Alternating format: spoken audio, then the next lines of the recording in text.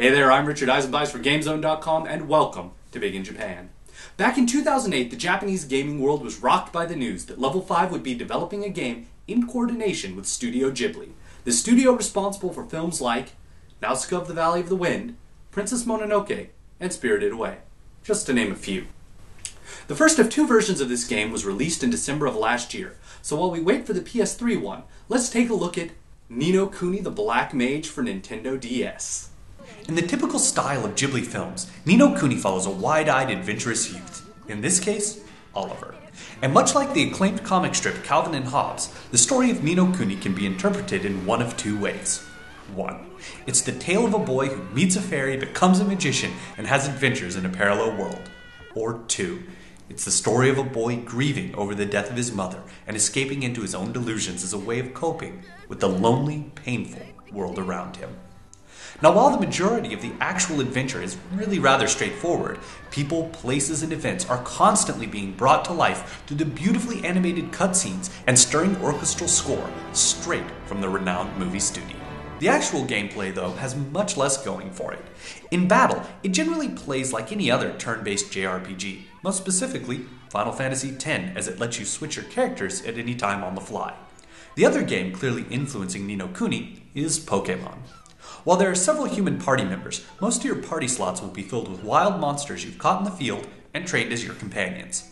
And yes, as they level up, they do indeed evolve. The most unique thing about Ninokuni is its magic system.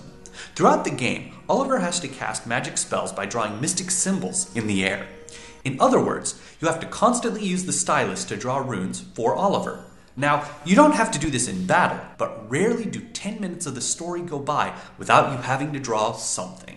Now, of course, Oliver has a magical book in-game to show him all the spells. But what about you? Yes, that's right. Each time you're told to cast a spell, you're going to have to look it up in your own copy of Magic Master. Or as I call it, the single greatest piece of copy protection in the history of mankind. This is not because it's all that hard to circumvent. After all, I have the whole book scanned into my iPhone. Nor is it because it's so hilariously impractical. Seriously, it's 4 times bigger than the portable system it's supposed to be used with. I love this giant piece of copy protection because of the way it's keyed to excite a child's imagination. Think about it. You're given your own magic book and a wand that you can wave about to cast magic spells. And that makes it really happen in the game. It's imagination come to life.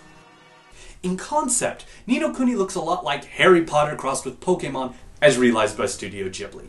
Yet, while it has all the ingredients for something great, it comes together in the form of a sadly mediocre JRPG.